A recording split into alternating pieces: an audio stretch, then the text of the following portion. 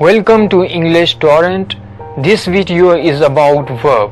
I will discuss 15 types of verbs in English grammar with examples. So let's start the video with the definition of verb. The verb is a part of speech that tells us about the action or being. It is a very important part of speech. Here I would request you to please subscribe our channel. Now we will discuss the types of verbs in English grammar. First type is stative verb, a type of verb that doesn't express an action but expresses a state or condition or situation. Generally, they show emotions, feelings, senses, state of a person, measurements, etc. Examples of stative verbs: John enjoys the parties. Other words like pleasure, enjoy, feel, believe, anger, love, despair, all these are examples of stative verb. Another type is dynamic verb, a type of verb which is opposite to the stative verb, and we note movement or motion in this type of verb. So in the sentence, the dynamic verb is used to show action on the part of the subject. For instance, Selena is playing with their friends. In this sentence, playing is a dynamic verb. Ahmad and Akram go for a walk on the daily basis. In this sentence, go is a dynamic verb. Same like walk, listen, perform, record, write, play, cook. All these are examples of dynamic verbs. For the practice, you can write the examples of stative verbs and dynamic verbs and the examples of other categories in the comment section. This will help you to enhance your learning. Third type is intensive verb. An intensive verb tells or describes the subject and it has a subject complement. In intensive verbs, the focus is emphasized on a single thing or idea. The entire center of attention is given to a particular thing. For instance, she seems a nice student. The focus of this sentence is she. The boys are in the kitchen. The focus of this sentence is the boys. On the other hand, extensive verb shows what the subject is doing or the action performed by the subject. They don't have a subject complement. The focus is on a broader area and the extensive verbs take the information away from the subject. The verb extends itself. Examples of extensive verb: she runs very fast. The focus of this sentence is run and how she does that. Alex paints the car very efficiently. The focus of this sentence is paint and how he does that. So, the main difference between the intensive verb and the extensive verb is the focus. In the case of intensive verb, the focus is on the subject, while in the case of extensive verb, the focus is on the verb or action. Phrasal verbs. Phrasal verbs are formed by the combination of adverbs and prepositions. The direct object is the necessary part of phrasal verbs because without objects, prepositions can't be used in the sentences. Although these verbs indicate actions, they are not usually used in formal writings. These types of verbs are mostly used in spoken language. For instance, Akbar comes up with the best solution. Nihar called the meeting off. In all these examples, come up, call off, fill in are the phrasal verbs. Lexical verbs. Lexical verbs signify the semantic or predicate meanings in a sentence. These are also called the main verbs or full verbs. The majority of verbs fall in this category. Examples of lexical verbs include try, laugh, walk, acting, running, eating. Delexical verb. This type of verb which is dependent on a noun or adjective to complete its meaning of an action.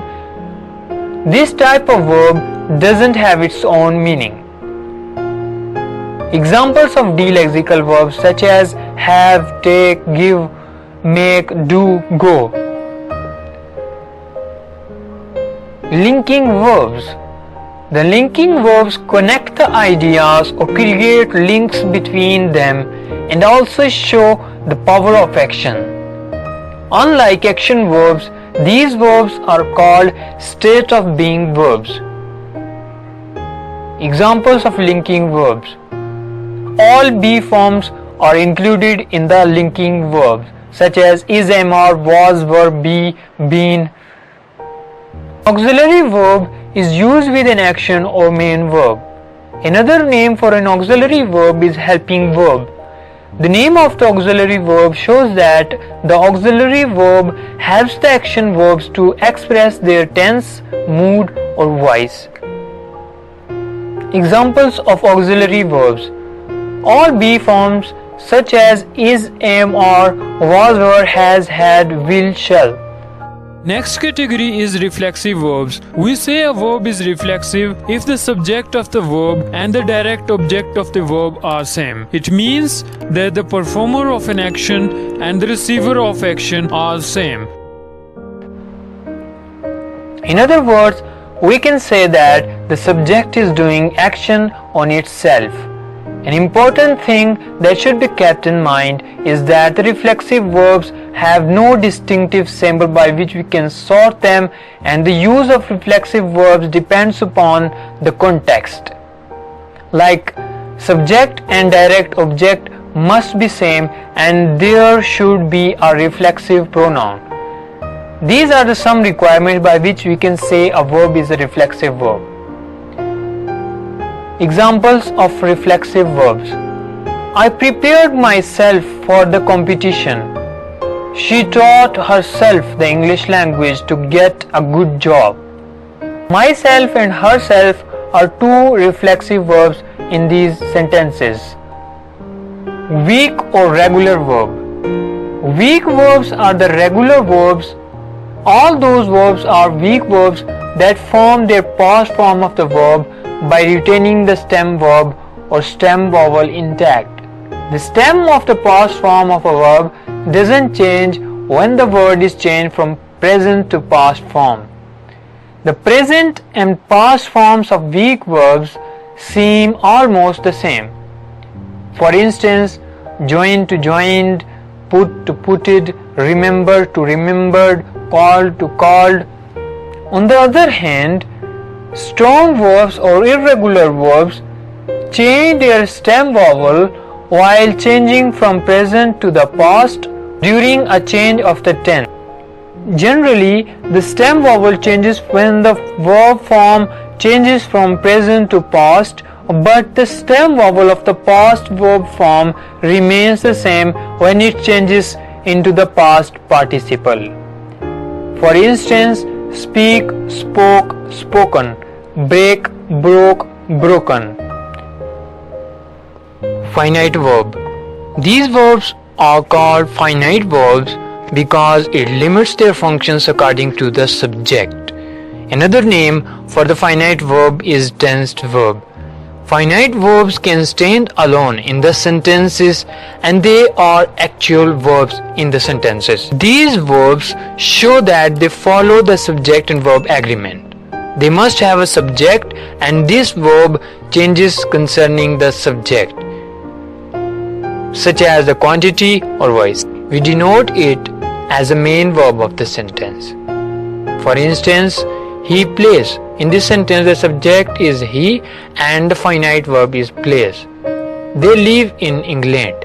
The subject in this sentence is they and the finite verb is live. Non-finite verb. Non-finite verbs are not actual verbs. They don't show tense because they are not action verbs. These verbs are impartial in their nature. Gerunds, participles and infinitives are classified as non-finite verbs. Examples of non-finite verbs. Gardening is my hobby. In this sentence, gardening is a gerund. So for this, it is a non-finite verb. The handwriting must be clear to read. Present participle. Handwritten documents are not acceptable. Past participle. They are ready to travel to Alaska. Infinitive. The last type of verb is modal verb. Modal is also considered a type of verb. They function as auxiliaries in the sentences. The main function of modal verb is that they assist the main verb in such a way that they introduce meanings of permission, ability, or possibility in the sentences.